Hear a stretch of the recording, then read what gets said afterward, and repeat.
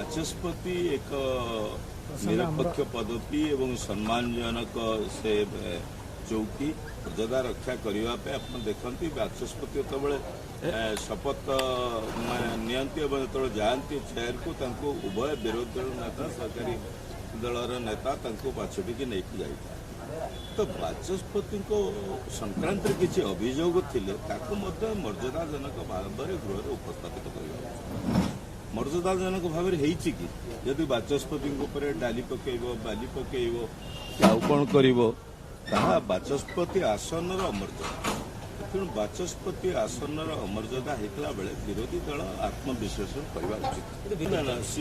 ସେ ସବୁ ମନ୍ତବ୍ୟ ଉପରକୁ ଯିବା ପୂର୍ବରୁ ତାର ପ୍ରତ୍ୟୁତ୍ତର ବା ତା ସଂକ୍ରାନ୍ତରେ ଯେଉଁ କାର୍ଯ୍ୟାନୁଷ୍ଠାନକୁ ଗଲେ ବିରୋଧୀ ଦଳ ତାହା କ'ଣ ଗ୍ରହଣୀୟ?